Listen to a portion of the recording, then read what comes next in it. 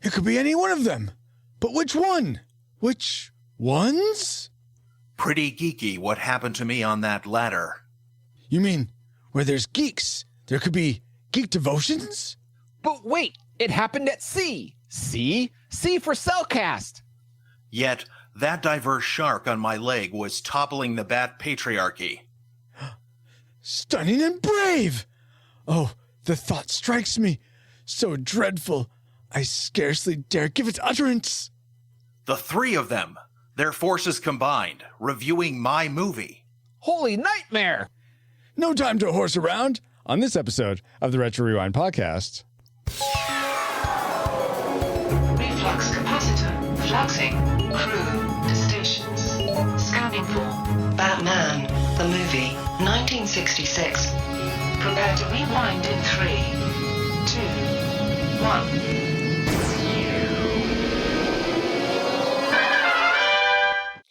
Welcome, Rewinders and new listeners, to the Retro Rewind podcast, where we take a fresh look at movies and games from 15 or more years ago.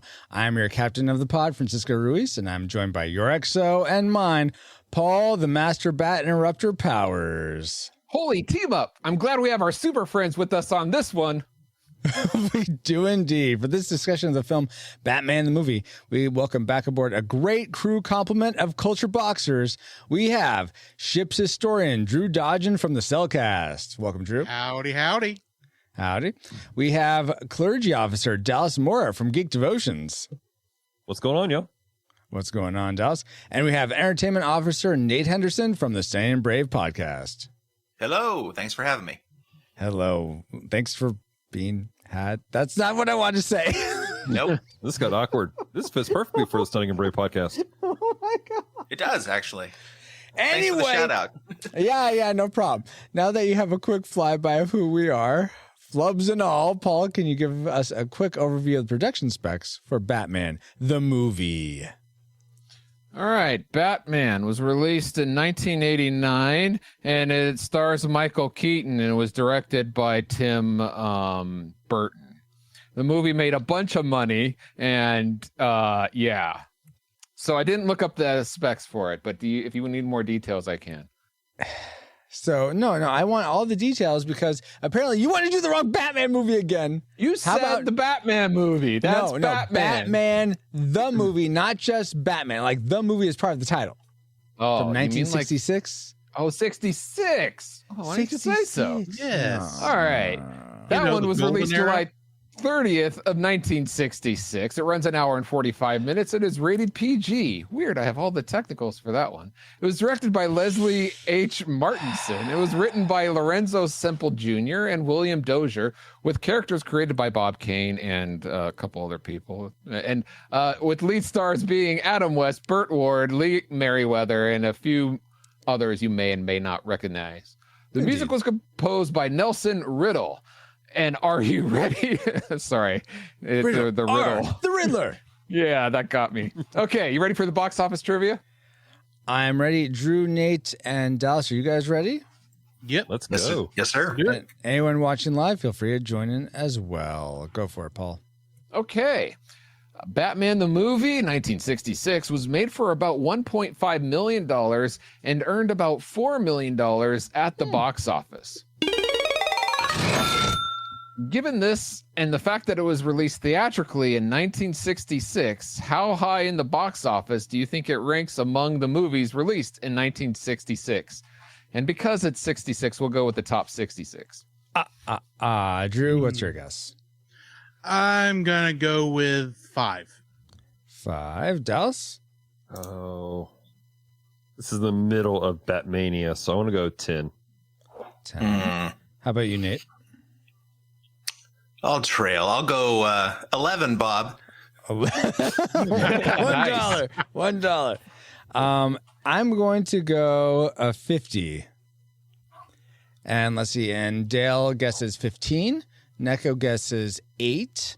All right. So you guys are giving this a lot of credit, but let's see who's right. All right. Go for it, Paul. Well, according to the ultimatemovierankings.com, and it's hard to come up with these box office stuff before 1980. According to them, It is number 60. So the captain wins. Well, I mean, when you have the keen bat instincts that I have, yeah, I mean, that's just goes without saying. Oh, and Ashley did guess 48, so not quite as good as me though, Ashley. So, anyway, not to toot my own bat horn, but thank you for those factoids, Paul, and let's see if any of them factor into our memory mind meld or subsequent roundtable discussion, which we'll get into once Alice has located our target film.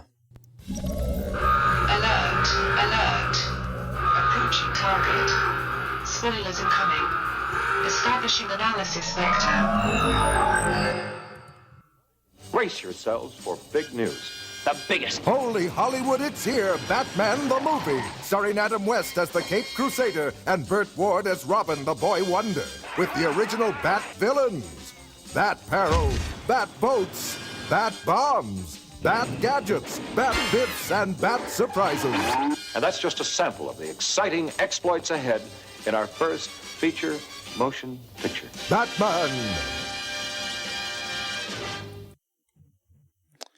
Yes, the first feature motion picture, indeed.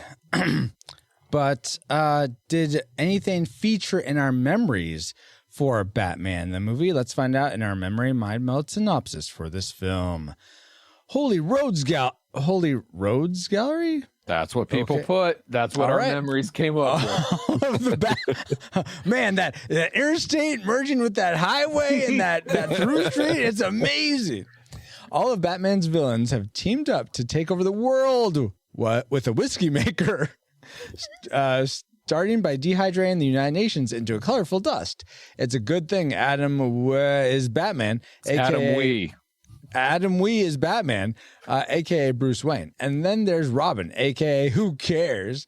Together, they fight against the villains of Gotham City in their totally tricked-out 60s Batmobile. Along the way, they fight the Latin Joker and beat up Rocky's elderly coach. Come on, Rock. Holy heartbreak. Miss Kika is Catwoman, and a guy who likes question marks in there somewhere, too. But Batman's biggest foe of all, angry sharks. Good thing Batman uses a radio transmitter to blow up the shark. Discovering the League of Evils destroy plans to dehydrate their henchmen and rehydrate them in the League of Nations building. Batman uses his magic rehydrating gun to bring the world leader dust back to life as actual leaving people speaking the wrong languages and saves the day. All over the place. All that was sort of like right, but not really. Some of that order was wrong, and Rocky's coach wasn't in this. I don't know what you're talking about. So obviously we were decepted. But based on those memories as flawed, so flawed as they were, what rating did they lead you to predict for this film before rewatching it? Classic, nostalgic, or tragic? Let's start with Nate this time. What was your prediction for Batman the movie? I predicted tragic. Tragic. Dallas. I predicted classically nostalgic. What? So nostalgic then. Yeah. Okay. Dallas throwing a curveball. Right.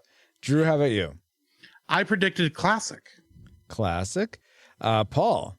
A little background for me. I have watched this, not exaggerating, about a dozen times. Oh my gosh. And all of that probably in the first 20 years of my life. And it's probably been about over 20 years since I've seen this. So oh, really? Okay. I'm guessing before watching it, I guessed it would be classic. Classic. And Same. Yes, I got that from you, Drew. I got that. You mean I mean everything first... else he said is same for me. Okay, gotcha. Exactly. Gotcha. This was my Batman before animated series, so gotcha. And everything Nate said is same for me, in that it's a tragic. prediction. Yeah. So let's see if wiser minds prevail. But before we, that is to say, the predictions come true. But first, let's get into our discussion of the things we liked most about Batman the movie, if there was anything. Let's spin up our Best three. Best three things are top two things, as the case with this many people. So let's start with I'm gonna throw my own curveball and have Paul start us off. What's something you really liked about this film? Okay. I love the plot idea of kidnapping Bruce Wayne as bait to trap Batman. Oh, yeah. Yeah. I feel like I've seen that in a Superman movie. Did they do something like that? It may have been done several times before, but just that concept I think is really good. Okay, cool. So even though, did you see? Was this the first time you've seen that concept? Look, I'm getting so old. Obviously, it's not the first time I've seen this, so I don't know if I've seen it or not. But I like that idea. Okay, Nate, you're old too. What's something you like? Dang. Oh, wow. Look at the time. I have to jump off. Holy ageism, Batman. Sorry. Have fun filling the spot, Francisco. It's turning out to be more and more like studying the brave all the time. Yes. Oh my gosh. No, I appreciate it. I appreciate the nod. I liked this thing was obviously done on a shoestring budget, but it was a labor of love. You could tell. Mm-hmm.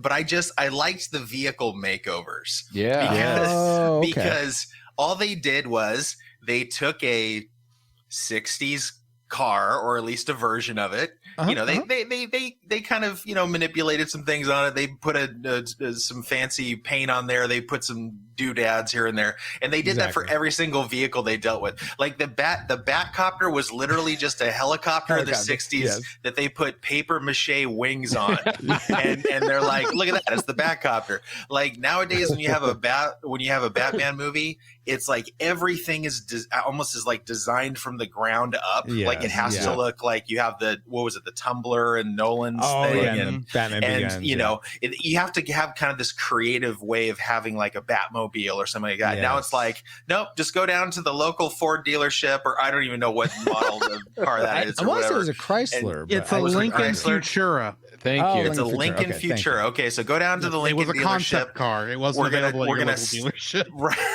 We're gonna slap some paint on it. We're gonna put a blowtorch in the back and call it the Batmobile, and that was perfectly fine, and everybody liked that. So I liked the vehicle makeovers of just regular run of the mill stuff that they had in the 60s. So awesome. It's good. Very cool.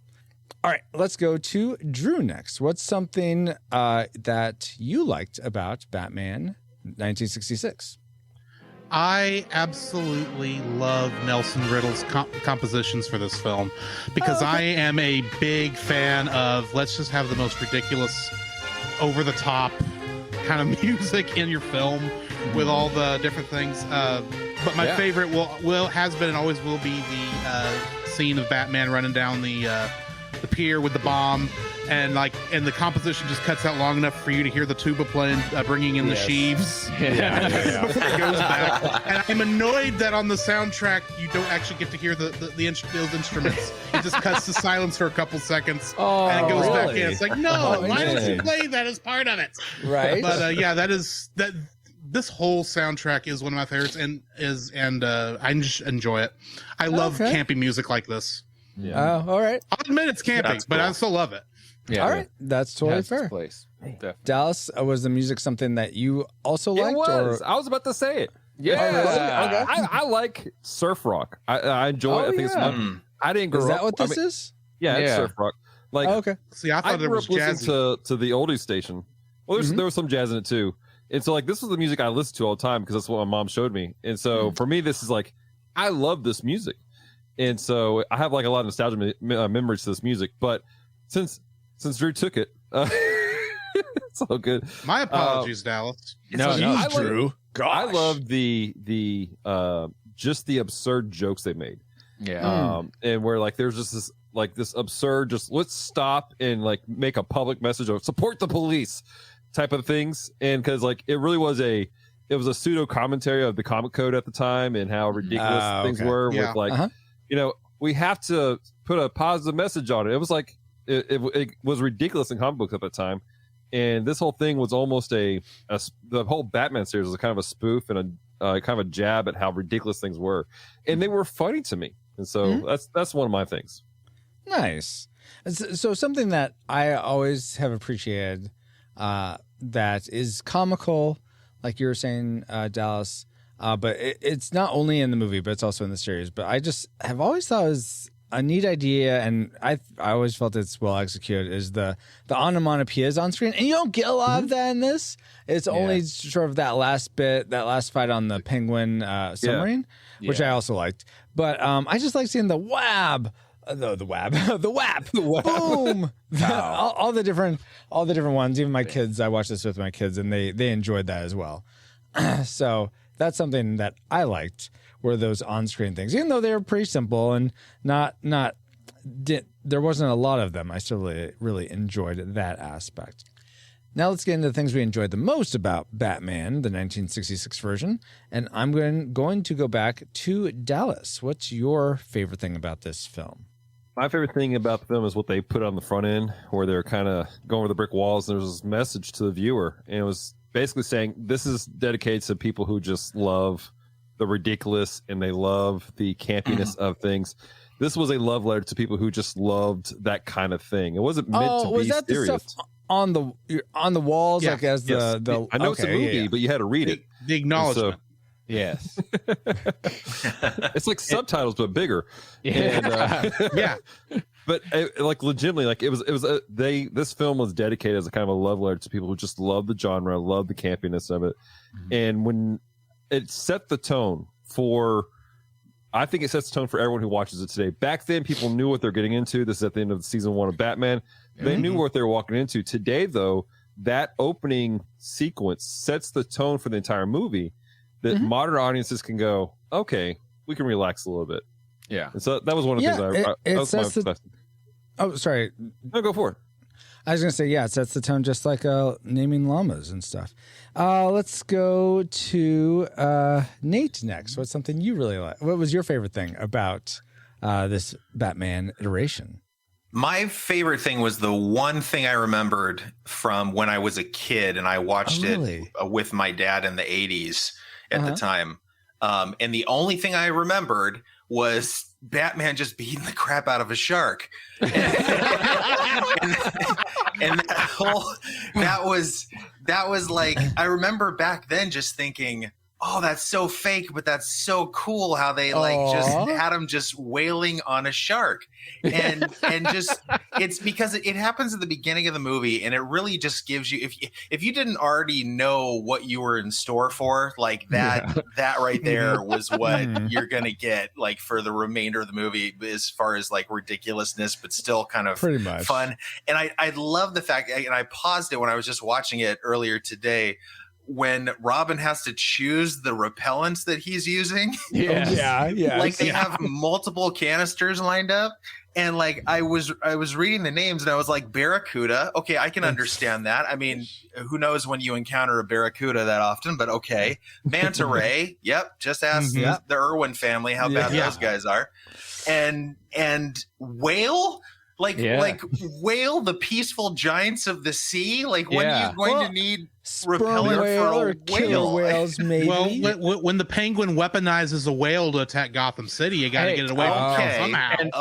See, I didn't threat. Ask Pinocchio. He could have definitely used that. You heard of Monstro? See, I didn't consider the penguin weapon. That's a good point. He has the capability of doing that. So that makes sense. He's got exploding sharks and exploding octopuses. I mean, yeah. Okay. Why can't he weaponize a giant blue whale? But Drew, what was the explosion of awesome for this movie for you? Oh my word! It has to be our rogues gallery of villains. Let's go. All the highways and byways. I'll admit I can't spell sometimes. But the rogues gallery of you got Burgess Meredith as the Penguin chewing scenery. You got Cesar Romero there with his makeup over his mustache chewing on the scenery. You've got Frank Gorshin, the very best Riddler who's ever been on TV. Fight me. Yeah. I mean, if it weren't for Frank Gorshin, we playing the Riddler, we literally would not have the Riddler in the upcoming Batman movie because Riddler only appeared 3 times prior to the show. in the comics. He really so he elevated was that really not a character. popular villain until Batman 66. And then you got Lee Merriweather acting like a stinking cat who came in like almost at the last minute because Julie Newmar, who played Catwoman in the first and second seasons, for whatever reason could not be in the movie. She was booked doing another movie. Yeah, I think that's what it was. And they are all on screen throughout the entire thing, having the time of their stinking lives. Yep. And I love every minute they're on screen. Here, here. And I especially love the fact that Penguin's line about every one of them has a mother was ad-libbed. Was it really? It was a great line. Every place I looked at, including the commentary for this thing, said, that was ad-libbed. I go ahead. Go ahead, Paul. No, go ahead. I was going to say, Paul, before you interrupted me with your one to add on. Jeez, okay, here we go. That is pretty much a mirror of my, very. Dang it, that's what I was going to say. That's why I let you my go. Classic maker. Okay. And it's more so just the interactions between all the villains. I thought they're not the henchmen. That sort of just stood there like bumps on, like, oh yeah, sure, okay, dehydrate me, yeah. But the main villains, Penguin, Joker, etc. I thought it was great seeing them interact with each other and not always cooperate but sometimes cooperate, and I just thought they did a really great job. Yeah. I also love Penguin being scared of Catwoman's cat Hecate because he's a bird. He's scared of cats. Oh, I didn't get that. Okay. Why the other two are scared of the cat, I have no idea. But yeah, especially when she just stands back there and goes during the fights. Yeah. Okay. Yeah, I enjoyed. The villains in this really make this movie. This time, so whatever. I'll tell you what, each one of them is so good. They could have only have one of these villains, but to have all four, it's just magical. And I will say, it seems like in most modern superhero movies, like the first outing, they'll have like one, maybe two villains, and they do well. But when they start adding, like Spider-Man 3, when they add like so many villains, it just crashes and burns. This seems to actually be a bit more cohesive in that way. Yeah, this movie, I don't know how they did it. This movie does it right. All the other movies that you're talking about, I agree, it doesn't work that well when you add more and more villains. But this one, if you're going to add villains, this is the way to do it. Well, I think they were all interacting with each other so closely. Right. That's why it worked. If you've got movies that, have a villain out here and a villain out here and an encounter here, you have to try and tie those narratives all together somehow. Sometimes the villains aren't all working together. This is one where they all had a very clear mission and they were all working together, and the dialogue between them was funny and entertaining. And so I think that's why it worked.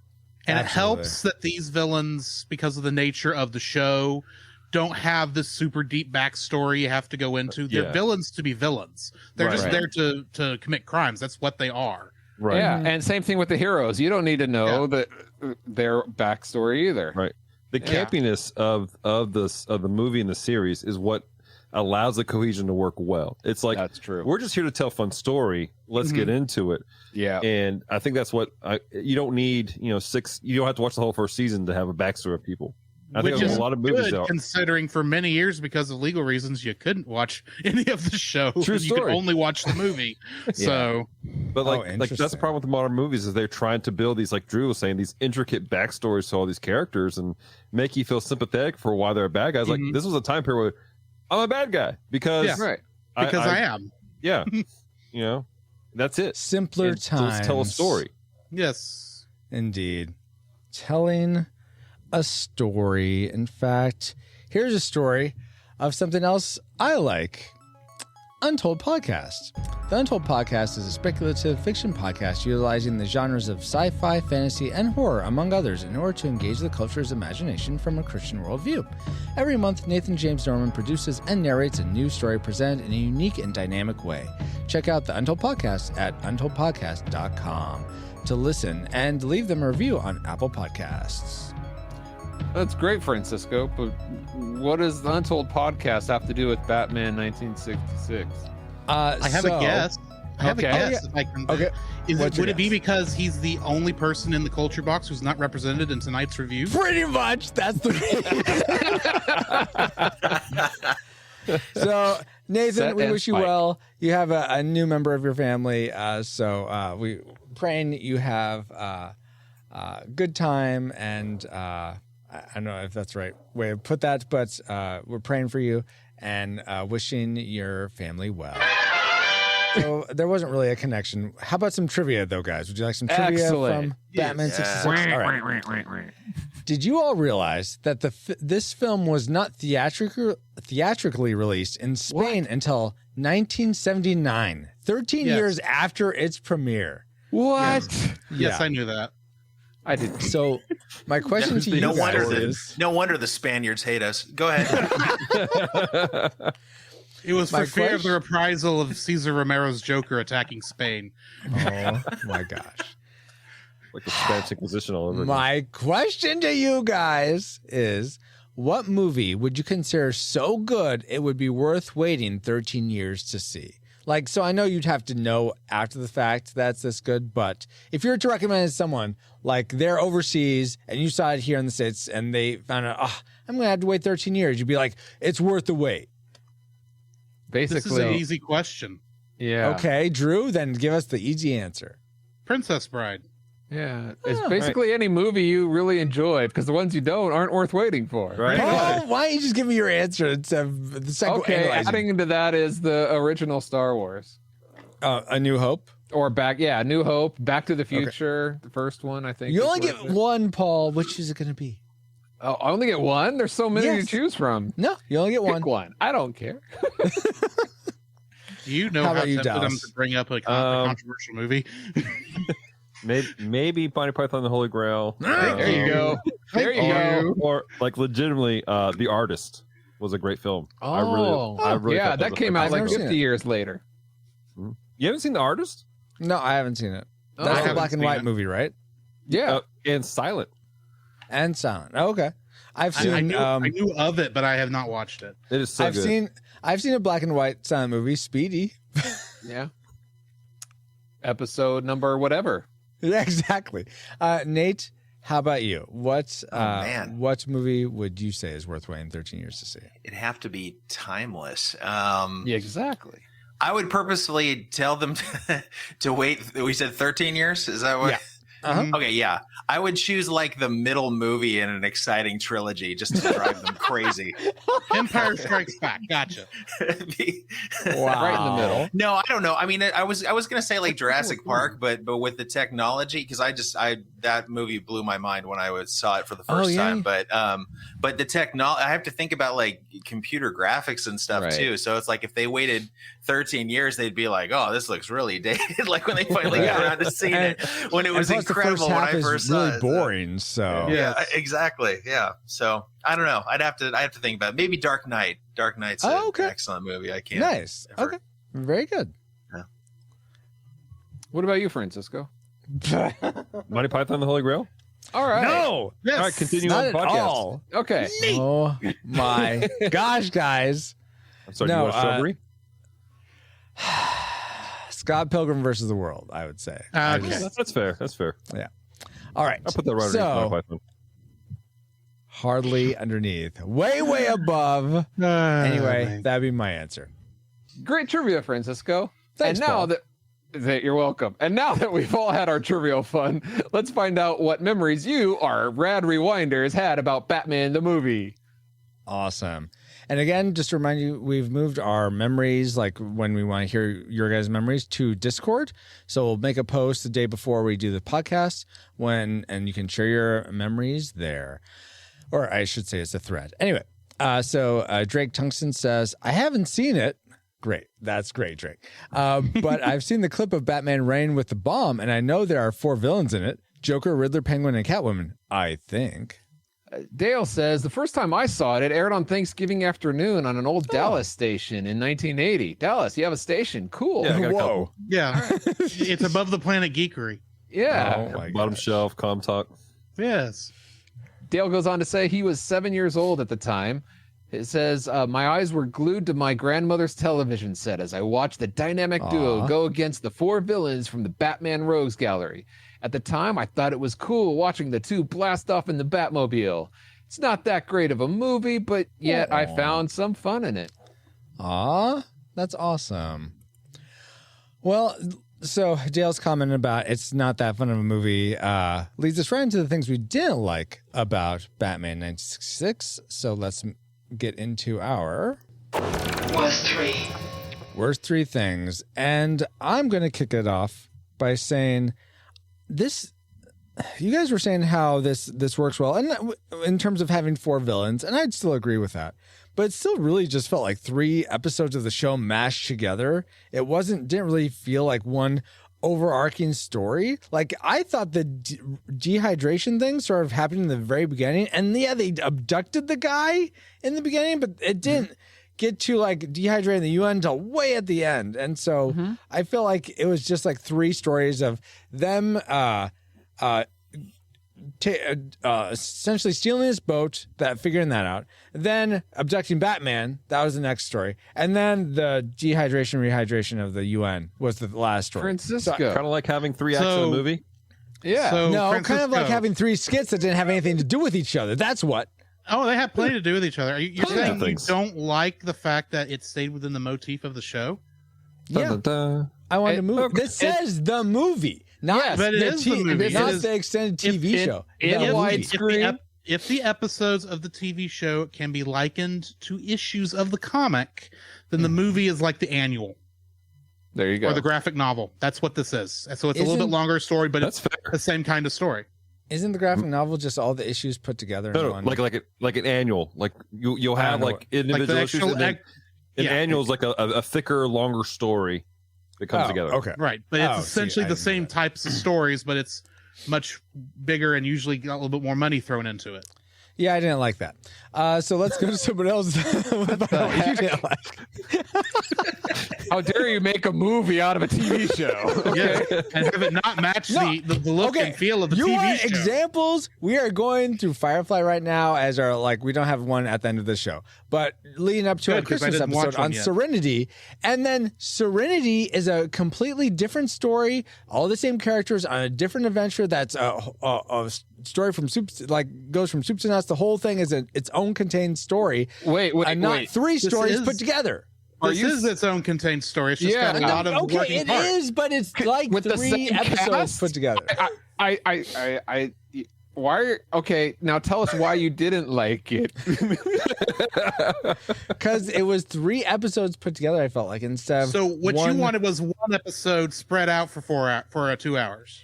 I would have preferred they had taken this and divided up into 3 episodes and release those on TV and actually come up with a better movie story, a story that worked in the But structure. then it would not. context Then of it the would movie. not be a good adaptation of the comic books, which is what it is, because those comics at the time were pretty much blown into going about this fast. Okay, so by that logic, what you're saying, Drew, and anyone else that's agreeing with Drew, here's the line in the sand. What? By that logic, you're saying that Batman 1989, Batman Begins, all those you didn't like them because they weren't like the comics? Because by that time in the comics were written like that. They were. Right. There was a big shift in the There's a big 80s, shift, around the Frank Miller's Dark Knight Returns. where it became dark and became gritty. Right. That's And the why comic there's a code big was- difference. It's not about. Okay, you're saying the first gritty- episode was the disappearance of the boat. The second Yeah. episode was what? was them abducting Bruce Wayne. And the third And- episode was the UN guys getting dehydrated and them having to but fix the it. whole story, the through line was the dehydration machine and so it sounds like a movie to me. Next. I mean, Well, let me ask, did you like Dark Shadows? I never watched movie. it. I never watched it, either the show or the movie. Okay, so what's the deal is people hated Dark Shadows because it was so not like the movie or like the TV series. There are people who hated the first Mission Impossible because it was so not like the TV series. Right. my mom among them. Yeah. I didn't Avengers. like the first Mission Impossible just because it was not very interesting. I Well, never this watched is- the That TV the series. You know hero what? of the TV show was the villain. You know what? And we can agree to disagree, which we will. So let's Dragnets with Bill Murray and Tom Hanks. Is that Bill Murray? No, it's Dan Aykroyd. Dan Aykroyd. Is Dan Aykroyd and Tom Hanks in Dragnet? I don't know. I've never seen it. I like that. I didn't like even though I didn't like the original show, but it was a fuller story. All right. I'm not going. That's your opinion. Francisco, there's a saying: you can lead a horse to water, but you can't make him drink. And you're the horse that won't drink. Right. Everyone has a long face. Yeah. Everyone's allowed to have an opinion. It's okay for you to be wrong, especially if they're wrong.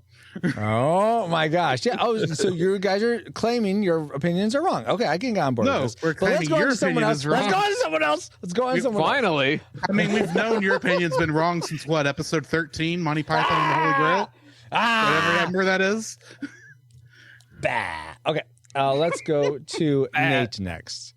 What is goody. I get to add something in after mom and dad have been fighting the whole evening. That's admittedly, great. You haven't been talking during that whole bit. So yeah, for good reason, Drew. Number one, I don't have nearly the knowledge of all things comic and pop culture that people on this podcast do. So I'm just going to be nice and quiet. Just side with me, Nate. I never said that, Francisco. Don't be stupid.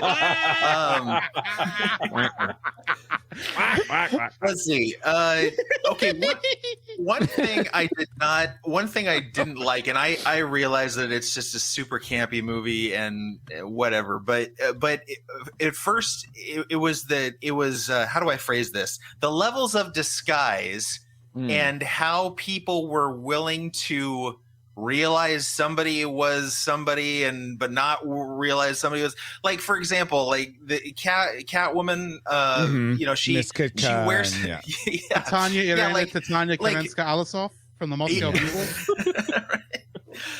Bruce Wayne was so dumb when it came to his girlfriend. Like the fact that he didn't put that together, like back and forth, like they literally took him from Catwoman to I forget what her fake name was, but Tanya Irena to Tanya Karenska-Alisov, aka Miss Kit Kat. Kit Kat, yeah. Yes, Miss Kit Kat. I like it.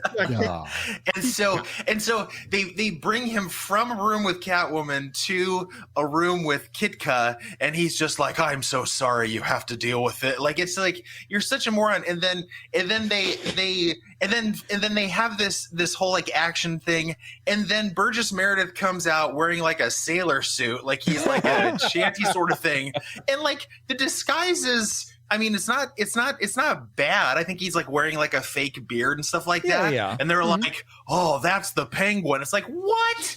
No, you can't be a detective about that, but then not be a detective when Catwoman puts a strip of cloth around her eyes. Right. He's like, Catwoman. He had a long nose that he didn't disguise. And besides that, Catwoman at least was acting like a different person, whereas Penguin was still just being Penguin, but calling himself Commodore Schlidlap. Really, Drew? The accent would throw Batman off. Is that what you're saying? The same accent he had the whole time. Heck, half the time he was going quack, quack, quack. That's all he was talking about. I'm on board with you, Nate. Yeah, I agree with you. I think that's a good point. I don't know. Yeah. No, I mean, it's like she had the same hair, the exact same physique. It's like, you look really similar. Same it's just, eyes. I don't know. Yeah, Again, the movie's supposed to be campy. I get it. Like it's fine. It cracked me up. It's like, really, you pointed out Burgess in half a second, and half the movie you haven't been able to distinguish because of a piece of fabric. Hey, Nate, do you have a problem with Lois Lane too? Lois Lane? Yeah, no, that's a whole other thing, question. Paul. Yeah, great question. You mean Lois Lane being able to see whether Superman and Clark Kent are the same person? Lois Lane doesn't claim to be the world's greatest detective. That's not like. I mean, I'm saying is that Lois Lane is a tenacious reporter, and whatever. She's apparently kind of a dingbat for not realizing it. But if you're gonna get mad at Lois Lane about that, you need to get mad at everybody else in the Superman universe. Well, that's what I'm everybody doesn't know. Back when Christopher Reeve was playing Superman, he lost a Superman lookalike contest. What? I believe it. Yeah, that's awesome. That is awesome. or something to that effect. Wow. I may be mixing stories from a meme, but this is all basically the same thing. That's funny. All right. So, Nate, I agree with you 100%. There isn't a consistent internal logic to that. Dallas, what was something that was inconsistent or just didn't really rubbed you the wrong way for this movie? So for me, it kind of pulls off of what Nate was saying. And it's just that, and I get that this was a kind of a trope of Bruce Wayne in the series and how it is, but it's like they really ripped away the conversation of him being a detective, being able to figure out things at certain times. Like his being able to figure out things was purely plot device. Yeah. And his not being able to was plot device. And it was just really awkward. And you're sitting there going, why? And some of it kind of felt like Dora the Explorer. Like, do you see Catwoman? There! Yes! Yes! It's like I like it. It bothers me. No Riddler, no riddling. Exactly. And so it's just like it bothered me at times because like this is supposed to be the world's greatest detective, and we play that up, but there are certain things that just should have functioned. And I get some of it's the camp, it's for the ploy of everything. But it did frustrate me at times. Like we could make him a little bit better, work something out with the whole Kit Kat thing, even like a Kit Kat, even if it was a matter of, even if it was just a matter of like they really played up the skies of everything, or maybe he never saw Catwoman outside of maybe a shadow type of thing. But that bothered me was how they downplayed the detective side of who Bruce was. Absolutely, yeah. Drew, what you wish was downplayed more in this movie? Near the beginning of the movie, they're doing that scene in the Commissioner Gordon's office there in front of the closed circuit TV set to find out the known super criminals not currently in prison. Yes. Oh my gosh. Joker, Riddler, and Penguins is all in front of this nondescript curtain. Catwoman's, on the other hand, is in stately Wayne Manor in front of the where the bookcase opens up so that Batman and Robin can go down into the Batcave. And that annoys me so stinking much. That's funny. I didn't notice that. That's weird. It is the same room, I swear. I mean, her hand can't be 5 feet from that bust of William Shakespeare. Yeah, that they used to open that up. Wow. It's like, how did you do that? Now, I know part of what it is those shots are from scenes that were filmed for the one of the trailers where all the villains are taunting Batman, how they're going to defeat him in the movie. And I know that's what those are from, but I still don't know why you film her in Wayne Manor. Yeah. Put her somewhere. You could have put her in her borrowed penthouse apartment, and it would have made more sense. Maybe it's a thematic device to show you that she could be so close to Bruce Wayne and he still won't know that she's Catwoman. I don't know. I don't think so.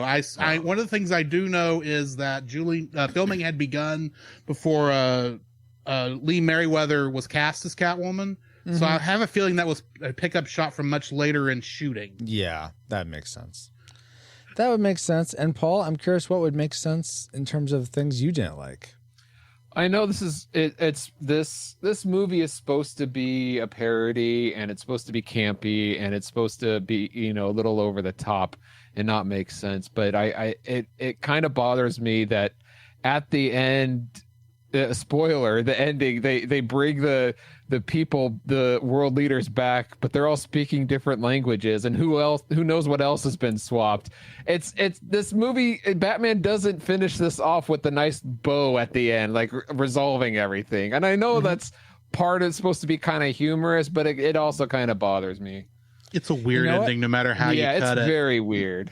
You know what? It really bothered me so much that it's my tragic maker. This whole you could dehydrate someone down into dust. It dehydrates their clothes, which are probably not dehydratable that much, down to all dust, and then you can just zap them with some water, and then they become fully functional people. What the joke? This is not at all plausible. Right. What happened to the tubes that they were sitting on? Yes, thank you, Dallas. I was about to ask that same question. What happened to the tube? You don't want to know. All those politicians have that stuff up their behinds right now. Which really, considering those politicians, is not surprising they were irritable. But yeah, that I just did not like that. I get that, yeah, the dust got all mixed up. But you wouldn't be able to, even sweeping up dust off the ground, there'd be bits that you miss. So what, people leave chunks of skin off? I mean, it's just, it's just, there's you know how not a lot of much of the you know how much of the 5 guinea pigs is still in the carpet there at the at the villain's lair? Exactly. But so to be fair, the writer of this movie said that it's not, he hates the plot device that he came up with of the hydrating and dehydrating. As he should. Yeah. Yeah. So maybe he wants to go back and remake this movie to be better. I think he should. I doubt it. It could have revolutionized the beef jerky industry, but no, they had to use it on world leaders. It wasn't beef jerky; it was whiskey. It was supposed to be for whiskey, but I don't know how hydrating and dehydrating works with whiskey, but whatever. It got me. I have no idea. 'Cause it seems like all the alcohol would burn off, then you wouldn't have whiskey. You'd have this weird water concoction. Anyway, that was my tragic maker, the thing I hated most about this film. Let's go back to Dallas, though. What was the thing you hated most about this film?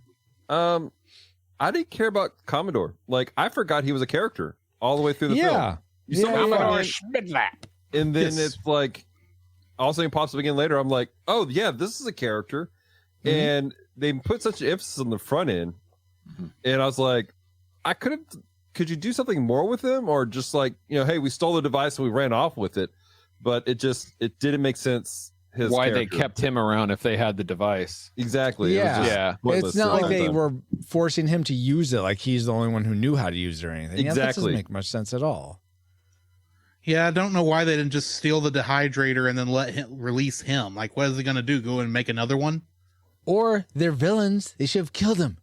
Or dehydrated him. This is the 60s. And then brought him back and then rehydrated when they wanted him. The fact that the 5 guinea pigs died is like a shock to me, everything considered, for this show. Because I think this is the only time you see anybody in Batman 66 actually die. Except for the very first pilot episode. Somebody falls in a vat of like nuclear or something. But between this movie and that, that's the only time. Yeah, it's the only times that people have died. Yeah, in this. Really? It would have made more. I personally think it would have made more sense and get him out of the way to say, "Hey, we don't even need Commodore Schmidlap in the movie. You could have had him fly over on a plane, and this was just happened to be shipped over on a thing that someone stole." Yeah. I mean, the only reason to have him have any screen time, I think, is so that Penguin can impersonate him, and so you know kind of what he looks like. But I don't know. I feel like he might as well have just been like a passerby of some sort. I don't know. It just didn't make much sense. Yeah, I agree. Commodore. I agree with that. Yeah, Commodore 64. Yeah, Schmidlap. Schmidlap. Let's go to Nate. What is your tragic maker for Batman 66? My tragic maker, I was originally going to point out how little they invested in the costumes of the main heroes compared to the villains, but I know that they were trying to recreate the comic book look, so like with colors and things like that. So that that complaint kind of went out the window. But see how I got an extra one in there? Yeah, nice. Bonus. Nice. But no, my tragic maker was the ending. It was kind of coming, it's going along with, bringing the leaders back, rehydrating them or whatever. No, that's not what bugged me the most. Like it's the end and everybody's arguing. Yes. And rather than just opening the door and walking down some stairs, maybe getting on the elevator, they're like, nope, we're going to attach our grapple hooks to this window and perilously lower ourselves down 40 stories. Yeah. I mean, if I was anybody in that room, I'd be like, we've got like elevator, right? Like, they wanted to get out of there quick. You don't have to. They didn't want to be associated. They didn't want to get stopped in the hallway. There's a problem here. No, like the logic, like lowering yourself down from a flight of 40 stories, that's something you do if the room is on fire and half the roof is collapsed and blocked the doorway. There was nothing stopping them from just leaving. And they just like, well, I guess this is the only way we can exit. The only defense I have for that is like half of the walking up the walls celebrity cameos they did in the show. Half of them, Batman and Robin, are walking down the wall instead of up the wall. Okay. So that's the only still defense don't- I have. Maybe it's a reference to that, even though they already did the walking up the wall cameo in the halfway Yeah, I was through gonna the say movie. they kind of did that like segment, and I Yeah. honestly was that Mickey Rooney that popped I out? don't of it? know. Or I who was looked that up- that- I looked up who that was, and I still don't know who it is. Because I know they had they made that little yeah. impact on me. Okay. I think the other thing I saw him in that I recognized was he was on Mayberry RFD, which was the spinoff of Andy Griffith's show. No gotcha. idea who this guy is. Funnily enough, because funnily is a word, Mickey Rooney was actually first in line. They wanted him to play the Penguin. Oh, no kidding. Oh, really? Yeah, I could but- see I was that. really hoping you were going to say Batman. Jiminy Jillikers. That would have been not good. yeah. Oh my. Poor So, Mickey Rooney. Anyway, Could never be I just Batman. don't like the way. I just don't like the way that they did They that. It's cut kinda like tails that. and ran. Yeah. Now Yeah. you guys are just showing off. I totally get that. Totally get that. And what does the living end mean? The living end? That's how it ends. It Living says the end, and then the word living pops up in the middle of it. Because Isn't I that don't something that he said occasionally? I mean, again, I'm not super familiar with it, but I Not thought that I know of. It's just a weird thing. I thought it Okay. was in reference to like the world leaders are still alive, but I could be Probably. wrong. yeah. It's just I weird. don't know. I think Yeah. there may Dude, be look. just some. Look, Go ahead, this Nate. was the '60s. Everybody on the production crew was dropping acid like there was no tomorrow. So I mean, Probably. it's amazing the movie turned out how it did. That's Yeah. Wouldn't it have been amazing though if Austin Powers popped out of that window and said, "Oh, do I make you No. batty, baby?" No. That wouldn't No? make about as much sense as Colonel Clink or Lurch. Well, Yeah, did on the exactly. show. Exactly. well, yes, it wouldn't make as much sense as the ending, but okay. All right. Anyway, let's continue on. Thank you, Nate. With Drew, what is your tragic maker for Batman 66? My tragic maker for this is that I think it's a victim of the time it came out, because this is it's so much of an adaptation of the 60s era comics that I think for most people nowadays, because they're used to, the more modern, dark, edgy Batman stuff. And yes, I'm including the Batman Forever and Batman and Robin in that. They're so used to that sort of thing that they don't even give this movie a chance to just do what it's doing. And so I really think that's just down to just the way it is. And it just, unfortunately for a lot of people, I don't think this movie ages well. Yeah. Okay, then that leaves Paul. What is your tragic maker for Batman the movie 1966? I'm going to have to go agree with Drew. Me? that- Yes, I like it. No, that it's this movie is a product of his time, and what Oh yeah. I thought was the worst part of it was its pacing. Like it's especially- paced like 3 episodes matched together.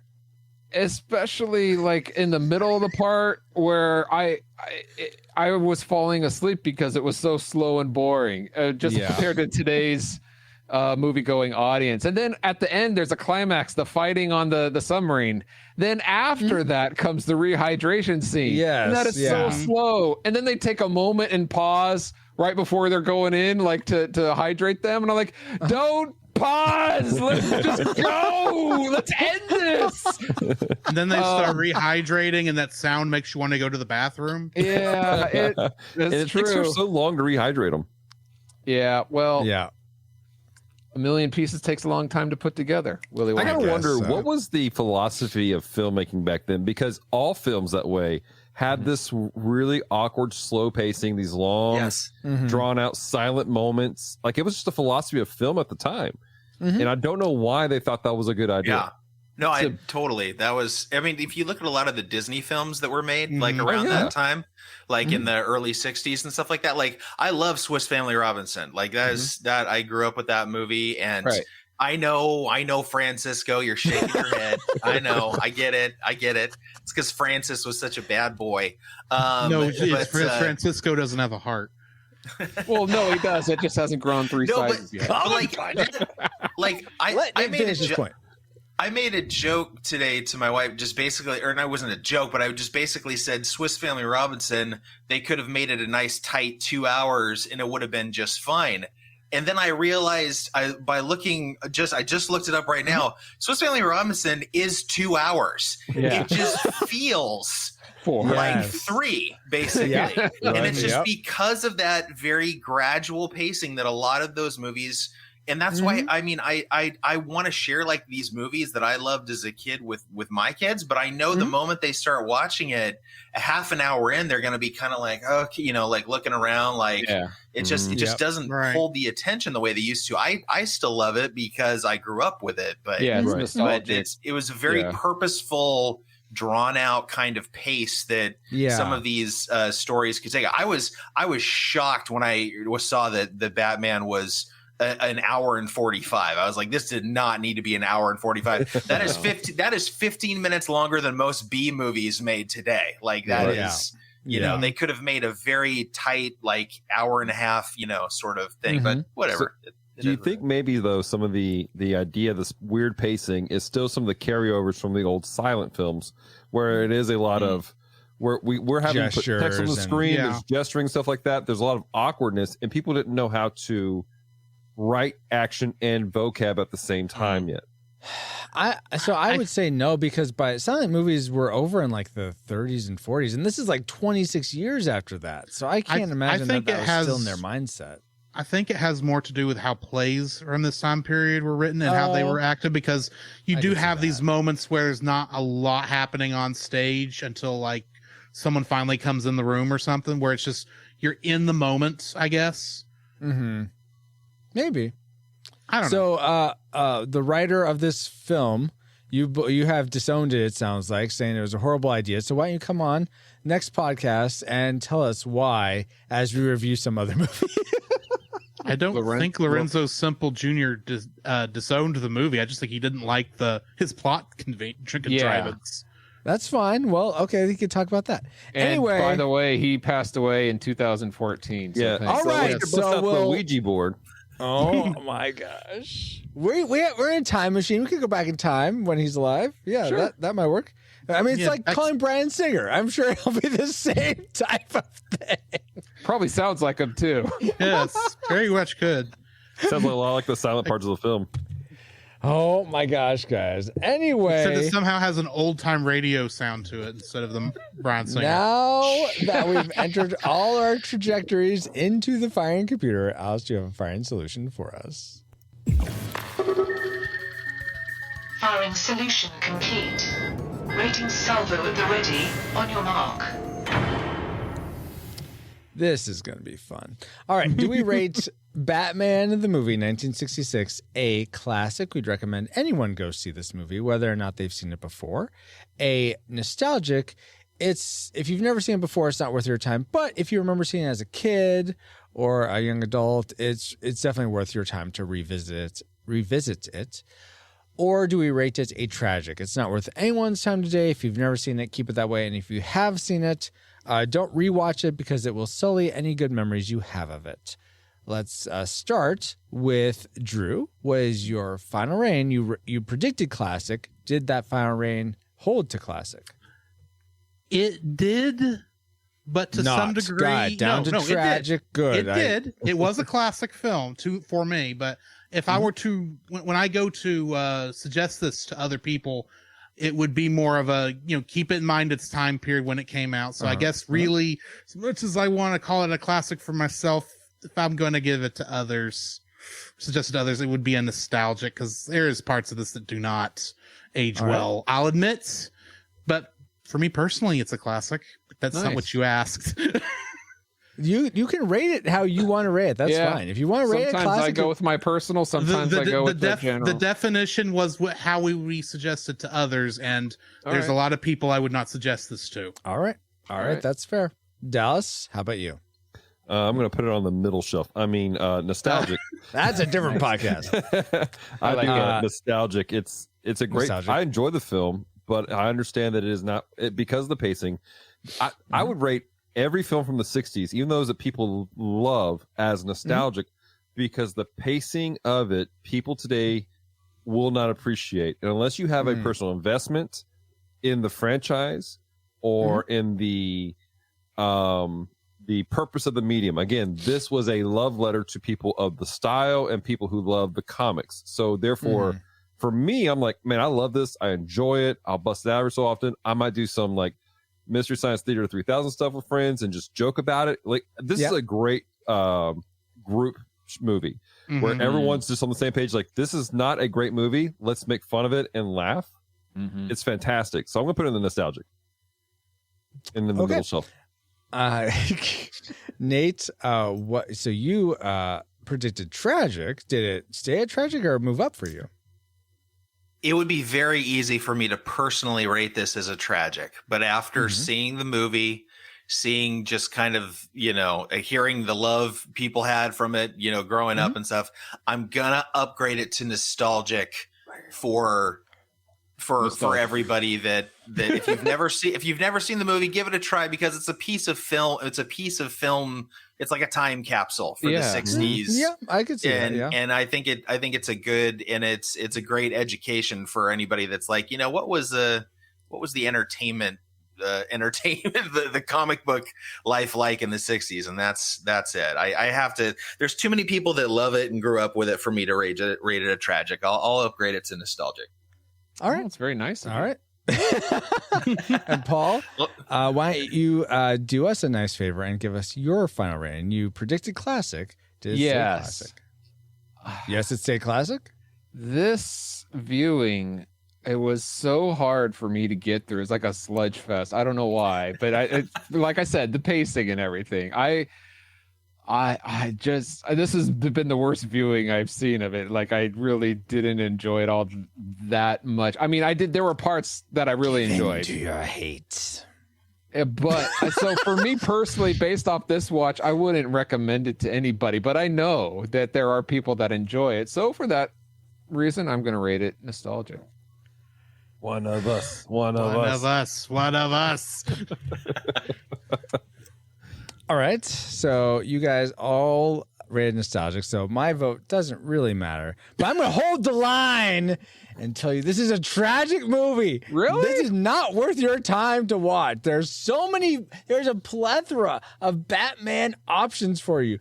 Batman 89, Batman the Animated Series, Batman Begins. So much Batman that you do not need to waste your time with this. You are going to be wasting your time if you watch this film. I will almost agree with you, except that between all the other Batman movies out there, these villains together is hard to beat. Yeah, this is. The Rogues Gallery in this film alone make the film worth watching. For its time period, I still say this is the best adaptation. This is the best Batman movie that came out in 1966. Come on. Most accurate adaptation. Rephrase. Most accurate adaptation. I'm rating this, though, as a movie experience, and not and compared to other Batman movie experiences, this is definitely not worth your time. So tragic for me, but because of all these scallywags and they're like, I'm just going to vote with people. Stop being a populist. No, yo ho. Yo ho ho, sir. Please don't dehydrate me. Yeah, if you're gone, bud. Sorry. That's not functioning yet on the pod, but we've got some kinks to work out. Anyway, all of a sudden, there was only one podcast in the Culture Box Media Network. And that was the Untold Podcast, because it wanted more. According to the Retro Rewind podcast, we rate Batman the movie from 1966 a disputed, not very disputed, but a disputed nostalgic film. If you remember liking it as a kid or young adult, it might be worth your time today. But if you've never seen it before, go watch something else. But now it's time to get back to our own time, good old 20XX. 20XX? Comsat online. Receiving incoming transmission. Feels good to be back, but we wouldn't have been able to get back to our own time to begin with if it weren't for our amazing reflux capacitors, namely Jared told us our Brian Keating, Patrick Hicks, LJ Lowry, Chris Cowan, Geek Devotions. Oh, you're right here. Woo-hoo. The Untold Podcast, James Kennison, Drew of the Cellcast. Oh, you're here too. Yeah. Ashley Cronenbitter, Pastor Dewson, Kennethan, Redeemed Otaku, That's Our Babo, Josh Adams, D. Tungsten, Andy Lewis, Jeff, The Dapper Man Reviews, Tony from the Retro Days, Mr. Lost, Daryl Hafner, Rosie, in addition to 7 other awesome patrons as well. Thank you all so much for keeping the gigawatts coming. And if you want to help us keep flying for as little as $1 a month and get bonus content for your generosity, head over to retrorewindpodcast.com/support to start. This stream is sponsored by PaulJPowers.com. And while we're thanking our supporters, we also want to give a big bat hug to our guests for coming on and supporting us with their thoughts of Batman the movie tonight. I like to go in alphabetical order, so let's see who's first. It looks like Dallas is first. How can people find you online, or is there anything cool you got going on that people should know about? Yeah, mostly you can find us at Geek Devotions. GeekDevotions.com is our website where you find our hub for our podcasts. Talk by Geek Devotions, the Bottom Shelf podcast where we review terrible movies. Our tagline is "We watch terrible movies, so you don't have to." So Francisco should really subscribe today. And but we basically what we do is we take geek pop culture items like movies, video games, and we use them to let people know love and they're cared for, and there's a plan, purpose for their lives. And that crosses over to every platform, even when we're joking about comic books and movies, or we're watching really terrible movies like Batman 1966 or Fatal Deviation, the Dollar Monty Tree Python version and the of Holy Van Damme Grail movie. No, worse movies. There are worse movies, Francisco. There are far worse movies. So, but that's where you can find us. Like The Velocipaster. Woo, that movie. Oh my gosh. And as far as something cool coming up, we have confirmed that Celeste and I will have a booth at GeekCon this year in Shreveport, Louisiana. Awesome. We had an amazing supporter basically pay for it for us. Nice. So, That's thanks, awesome. Bruce Wayne. If you're in the Shreveport area, come say hi. And you'll see us and several other people of our team, both from just Geek Devotions and also the Bottom Shelf team. Cool. Awesome. Thank you. And let's go to Drew. How can people find you online, or is there anything cool you got going on? Well, you ought to go follow my podcast, the Cellcast podcast, where we review animated movies and TV shows and talk about what we like about them. Also on we do record that on Twitch on Tuesday nights at 7:30, and then also I stream right now I'm streaming Dragon Quest XI on Monday nights at 7:30 and Super Mario RPG on Saturdays when I get a chance to. So Nice. yeah, that's what I'm doing. Nice. And last but not least, Nate, thanks so much for coming aboard and keeping our captain in line. No, just kidding. How can people find you online, and what you got going on? Thank you. People can head to stunningandbrave.net. It's a podcast that I co-host with my good buddy Chris Cowan, and we talk about all things ridiculous in the world, and most of all our privilege. That's very, very critical. Yeah, no, you can head over there and listen to the episodes we have on there. The latest one, I believe, I talk about how I've had a crush on Sarah Palin for the past 14 years. Oh, yeah. So Okay, then. So, yeah, I'm not going to say that one's entirely appropriate, but hey, what are you going to do? Holy internet What are crush, you gonna Batman. Exactly. Yeah, thank you so much, Nate, Drew, and Dallas, for being on the show. So glad to have you. And also thank you to all you, to my friend Paul, my awesome bat friend Paul, and all you rewinders, new and old, for another fun voyage. You're welcome. And you can find me, PaulJPowers.com, at PaulJPowers.com. Whoa, I never would have guessed. Yeah. And you can find me on Discord for show announcements or just to say hi. And join us there at retrorewindpodcast.com/Discord. This podcast is a proud member of Culture Box, a curated collection of podcasts, videos, and articles that will provide you a balanced meal of content. You will find culture celebrated for its past and future, satirized for its extremes, explored in study, and created anew in story. Point your web browser to culturebox.media. Hey, Nathan made it after all. And as he was saying, we are now Who part are of they talking Culture. about? I don't think I know anything about this Culture Box. Oh, What? well, let me tell you, you're already a part of it. Go Yeah, I figure it out.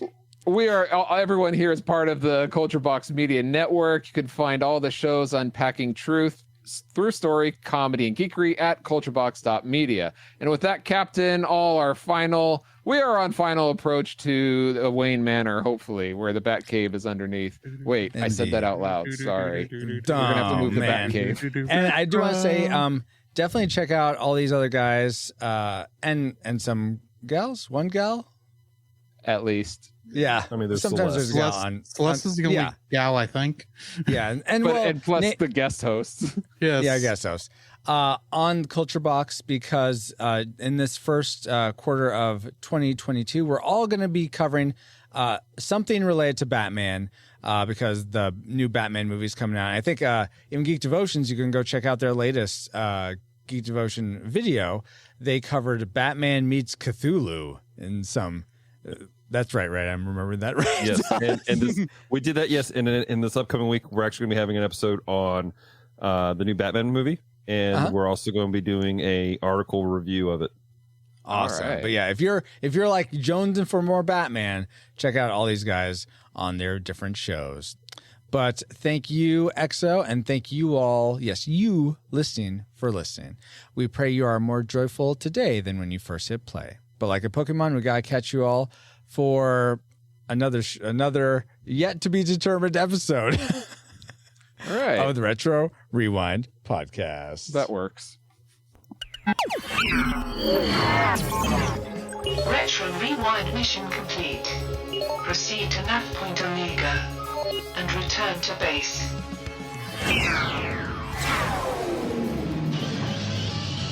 Some days you just can't get rid of a bomb.